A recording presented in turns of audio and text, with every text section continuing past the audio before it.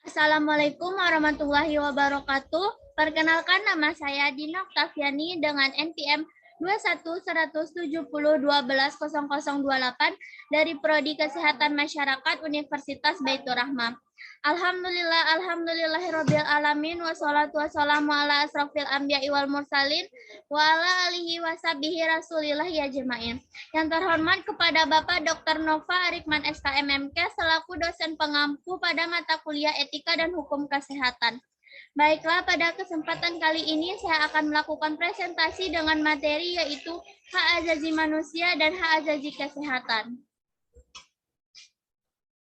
Yang pertama yaitu perbedaan hak asasi manusia dengan hak asasi kesehatan. Hak asasi manusia yang biasa disebut dengan HAM adalah hak yang melekat pada diri manusia yang bersifat kodratif dan fundamental sebagai suatu anugerah Allah yang harus dihormati, dijaga, dilindungi oleh setiap individu, masyarakat, atau negara. Sedangkan dalam Undang-Undang tentang Hak Asasi Manusia dijelaskan bahwa pengertian hak asasi manusia adalah seperangkat yang melekat pada hakikat dan keberadaan manusia sebagai makhluk Tuhan yang Maha Kuasa dan merupakan anugerahnya yang wajib dihormati, dijunjung tinggi, dan dilindungi oleh negara, hukum, pemerintah, dan setiap orang demi kehormatan serta pelindungan harkat dan martabat manusia pada pasal 1 angka 1 nomor 39 tahun 1999 tentang HAM.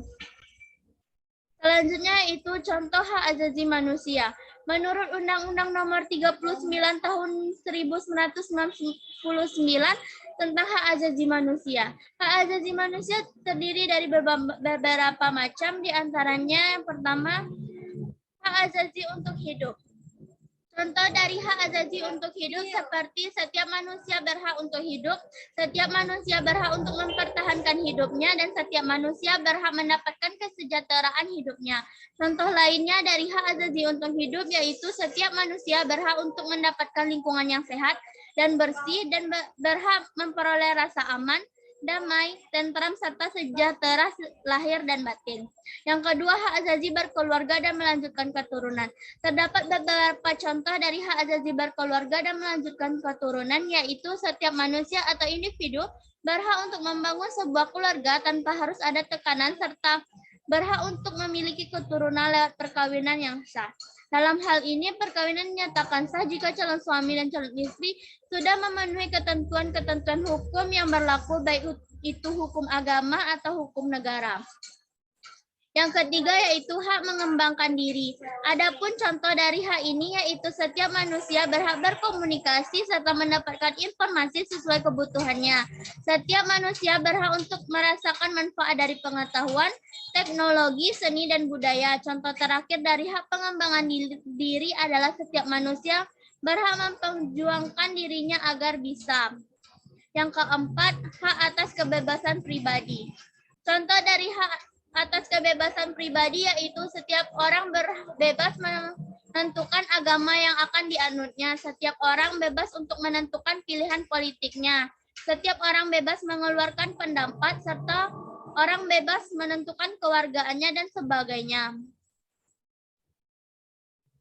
Yang kedua yaitu hak asasi kesehatan. Hak asasi kesehatan adalah hak asasi manusia yang melekat pada seseorang sejak lahir dan bukan dari pemberian seorang atau negara. Maka oleh sebab itu tidak dapat dicabut oleh siapapun. Maka dari hak asasi kesehatan tersebut yaitu pemerintah harus menciptakan kondisi yang memungkinkan bagi setiap individu untuk hidup sehat. Berarti pemerintah harus menyediakan sarana pelayanan kesehatan yang memadai dan terjangkau untuk semua. Adapun dua azas yang melandasi hukum kesehatan. Yang pertama, the right to health care. Hak atas pemeliharaan kesehatan berarti setiap orang memiliki hak untuk mendapatkan standar tertinggi dari kesehatan fisik dan mental, meliputi akses terhadap jasa pelayanan kesehatan dan perawatan kesehatan seperti akses terhadap nutrisi, air bersih, perumahan yang sehat, imunisasi, pendidikan, sanitasi, dan akses terhadap informasi terkait kesehatan. Faktor yang mempengaruhi atas pemeliharaan kesehatan yaitu pertama faktor sarana kesehatan, yang kedua faktor geografis, yang ketiga faktor finansial atau keuangan, Yang keempat, faktor kualitas. Yang kedua yaitu the right of self-determination. Sebagai hak dasar atau hak primer individual yang merupakan sumber dari hak individual terdiri dari hak atas privasi dan hak atas tubuhnya sendiri. Yang kedua yaitu sejarah perkembangan momentum perkembangan hak asasi manusia di Indonesia. Perkembangan HAM di Indonesia.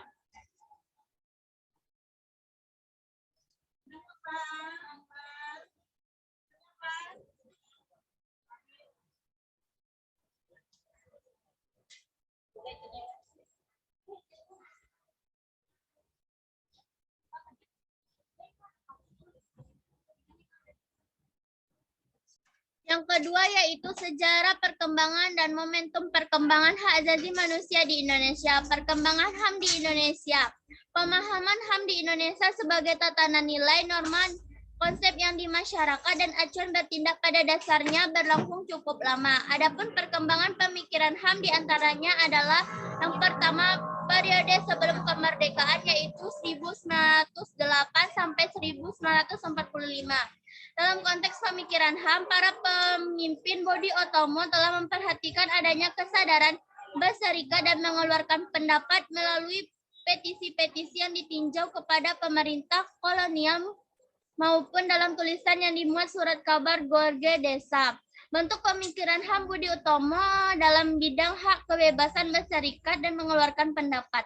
Perbedaan pemikiran HAM yang terjadi dalam sidang BPUPKI terkait dengan masalah hak persamaan kedudukan di muka hukum, hak atas pekerjaan dan penghidupan yang tidak layak, hak untuk memeluk agama dan kepercayaan, hak berserikat, hak berkumpul, hak mengeluarkan pikiran dengan lisan dan tulisan.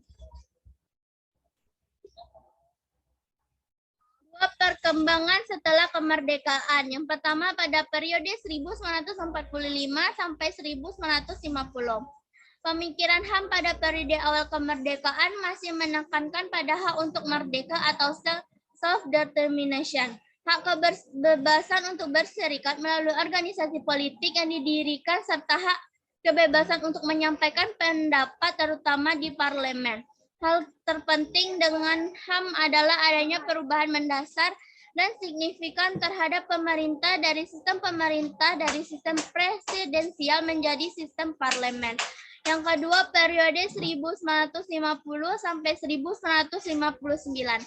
Pada periode 1950 sampai 1959, dalam rangka perjalanan negara Indonesia dikenal dengan sebutan periode demokrasi parlementer. Pemikiran HAM pada periode ini mendapat momentum yang sangat membanggakan karena sudah kebebasan yang menjadi semangat demokrasi atau demokrasi parlementer mendapat tempat di kalangan elit politik. Yang ketiga, periode 1959 sampai 1966. Pada periode ini, sistem pemerintahan yang berlaku adalah sistem demokrasi terpimpin sebagai reaksi penolakan Soekarno terhadap sistem demokrasi parlementer. Pada sistem ini, kekuasaan terpusat dan berada di tangan presiden. Yang keempat, periode 1970 sampai 1980. Pemikiran elit penguasa pada masa ini sangat diwarnai oleh sikap penolakannya terhadap HAM sebagai produk barat dan individualistik serta bertentangan dengan paham kekeluragaan yang dianut bangsa Indonesia.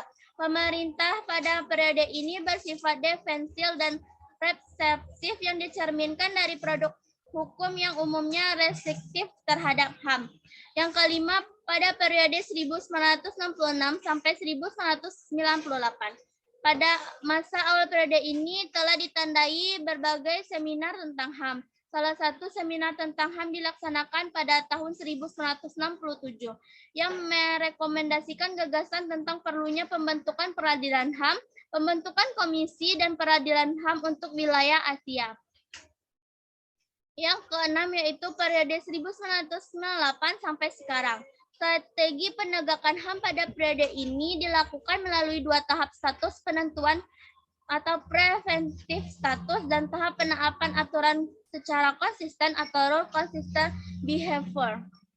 Pada tahap penentuan telah ditetapkan beberapa penentuan perundang-undangan tentang HAM seperti Amandemen Konstitusi Negara, yaitu Undang-Undang Dasar 1945, Ketetapan MPR atau TAP MPR, Undang-Undang atau UU, Peraturan Pemerintah, dan ketentuan perundangan lainnya. Yang kedua yaitu hak azazi kesehatan.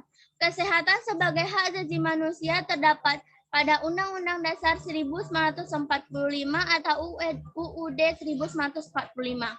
Amandemen UUD 1945 menambahkan hak azazi manusia secara lebih lengkap dan rinci, antara lain berisikan mengenai kesehatan sebagai hak azazi manusia. Pada pasal 28H ayat 1 Undang-Undang Dasar 1945 menyatakan bahwa setiap orang berhak hidup sejahtera lahir dan batin, bertempat tinggal, mendapatkan lingkungan hidup yang baik dan sehat, serta berhak memperoleh pelayanan kesehatan. Pelaksanaannya ditetapkan pada pasal 34 ayat 3 Undang-Undang Dasar 1945, yakni negara bertanggung jawab atas penyediaan fasilitas pelayanan kesehatan, fasilitas pelayanan umum yang layak. Ketentuan pada Undang-Undang Dasar 1945 tersebut kemudian dijabarkan menjadi pengaturan lebih lanjut dalam Undang-Undang Dasar Kesehatan, yaitu Undang-Undang Nomor 36 Tahun 2009. Pada Undang-Undang Kesehatan ditemukan bahwa kesehatan merupakan hak asasi manusia, dan salah satu unsur kesejahteraan harus diwujudkan sesuai dengan cita-cita bangsa Indonesia sebagaimana dimaksud dalam Pancasila dan Undang-Undang Dasar 1945. Pada Undang-Undang Kesehatan tersebut juga dinyatakan bahwa semua orang berhak atas kesehatan, yakni hak untuk memperoleh pelayanan kesehatan dari fasilitas pelayanan kesehatan agar dapat mewujudkan derajat kesehatan yang setinggi-tingginya. Selanjutnya, pada Undang-Undang Kesehatan disebutkan mengenai hak kesehatan mencakup yang pertama, setiap orang mempunyai hak yang sama dalam memperoleh akses atas sumber daya di bidang kesehatan. Yang kedua, setiap orang mempunyai hak dalam memperoleh pelayanan kesehatan yang aman, bermutu, dan terjangkau.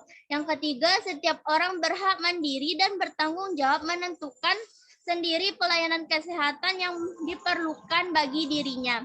Yang keempat, setiap orang berhak mendapatkan lingkungan yang sehat bagi pencapaian derajat kesehatan.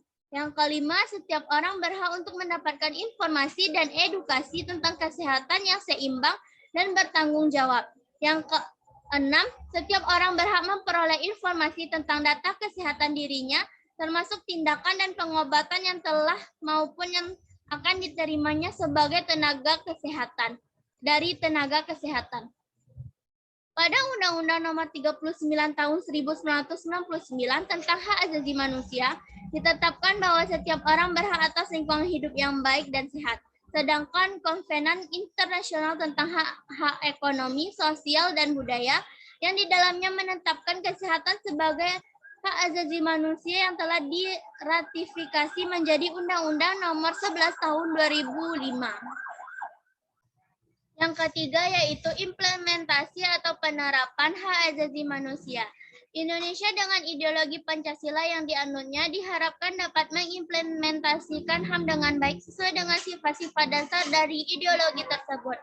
Menurut ideologi Pancasila, hak-hak asasi setiap rakyat Indonesia pada dasarnya diimplementasikan secara bebas, akan tetapi kebebasan tersebut dibatasi dengan hak asasi orang lain. Sehingga walaupun terdapat kebebasan, namun kebebasan tersebut harus bertanggung jawab dengan memperhatikan dan tidak mengganggu hak asasi orang lain. Namun dengan realitasnya, hal tersebut belum sepenuhnya dapat diterapkan oleh rakyat Indonesia. Dimulai dengan bergulirnya era reformasi, muncullah berbagai produk hukum yang diharapkan untuk memperbaiki kondisi hak asasi manusia di Indonesia, khususnya hak sipil dan politik. Antara lain Undang-Undang Dasar 1945 pada pasal 25A sampai pasal 28J. Ketetapan MPR nomor 18/MPR 1998 tentang hak asasi manusia. Undang-Undang Pers, Undang-Undang tentang HAM nomor 39 tahun 1999, Undang-Undang Pemilu, Undang-Undang Parpol, Undang-Undang Otonomi Daerah, Dari sisi politik, rakyat Indonesia telah menikmati kebebasan politik yang luas. 4 kebebasan dasar yaitu hak atas kebebasan berekspresi dan komunikasi, hak atas kebebasan berkumpul, hak atas kebebasan berorganisasi, dan hak untuk turut serta dalam pemerintahan. Melalui berbagai media, seluruh lapisan rakyat Indonesia sudah mengekspresikan perasaan pendapatnya tanpa rasa takut atau was-was seperti pada zaman Orde Baru. Rakyat Indonesia relatif bebas mengkomunikasikan gagasan dan informasi yang dimilikinya. Rakyat menikmati pula hak atas kebebasan berkumpul. Pertemuan-pertemuan rakyat seperti seminar, rapat-rapat akbar tidak lagi mengharuskan meminta izin penguasa seperti di masa Orde Baru. Rakyat Indonesia telah menikmati juga kebebasan berorganisasi. Rakyat tidak hanya bebas mendirikan partai-partai politik sebagai wahana untuk memperjuangkan aspirasi politiknya. Rakyat bebas pula untuk mendirikan organisasi-organisasi kemasyarakatan seperti serikat petani, serikat buruh, perkumpulan masyarakat adat, dan lain sebagainya. Selain itu, tumbuhnya organisasi-organisasi rakyat di bawah ini akan memperkuat masyarakat sipil yang diperlukan bagi keberlangsungan sistem politik dan pemerintahan yang demokratis.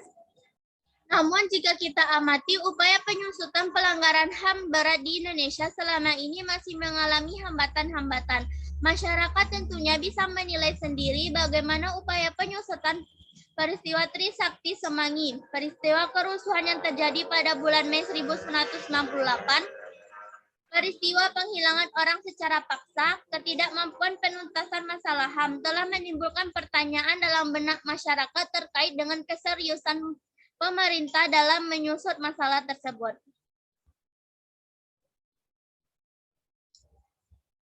Kebebasan politik yang dinikmati oleh masyarakat Indonesia ternyata juga tak diimbangi dengan perlindungan hukum yang semestinya bagi hak-hak sipil seperti hak atas kemerdekaan dan keamanan pribadi, hak atas kebebasan dari penyiksaan atau hukuman lain yang kejam, tidak manusiawi atau merendahkan martabat, hak atas pemeriksaan yang adil dan proses hukum yang semestinya, hak atas pemberlakuan yang sama di depan hukum. Dari berbagai daerah seperti Poso, Papua, Jakarta, dan tempat-tempat lain di Indonesia dilaporkan masih terjadi kekerasan horizontal yang melibatkan unsur-unsur polisi dan militer.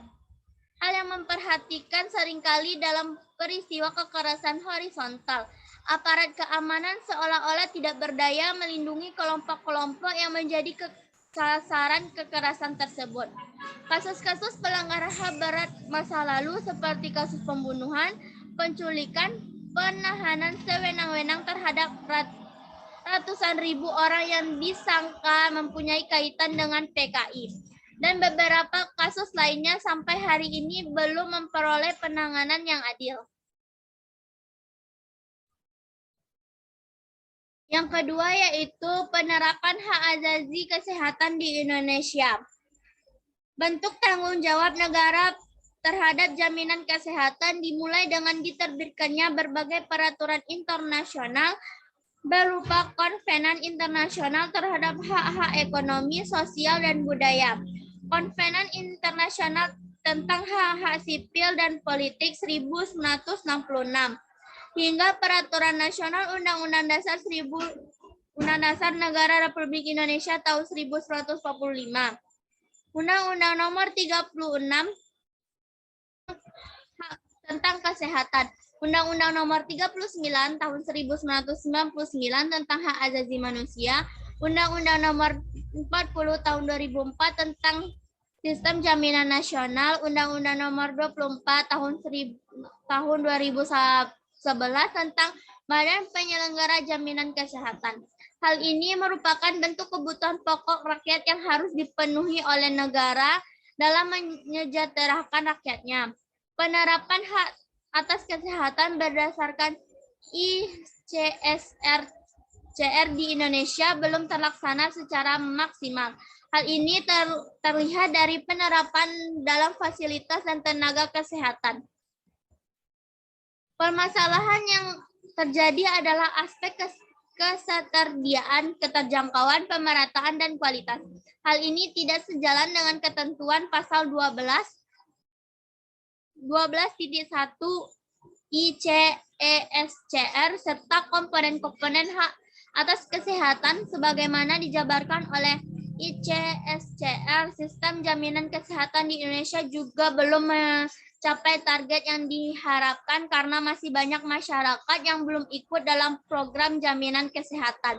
Dan sistem kepesertaan yang seharusnya hanya melibatkan masyarakat miskin dan mendekati miskin malah dapat diikuti oleh masyarakat yang tergolong menengah ke atas bahkan teratas.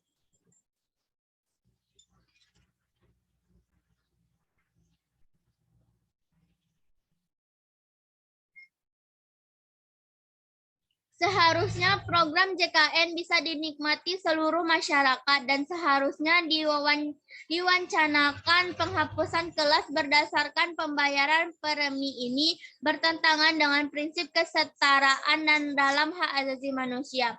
Regulasi ke depannya dibuat harus mengedepankan beberapa aspek karena pelayanan kesehatan merupakan kebutuhan pokok masyarakat. Selain itu, kehadiran Badan Penyelenggara Jaminan Kesehatan yang menjadi wadah bagi masyarakat agar mendapat pelayanan kesehatan harus diartikulasi dalam bingkai hak asasi manusia. Sekian materi presentasi dari saya. Maaf jika ada salah dan kurangan dalam presentasi saya, karena kesempurnaan adalah judul lagu Rizky Febian. Saya akhiri dengan wabillahi taufiq wal hidayah. Wassalamualaikum warahmatullahi wabarakatuh.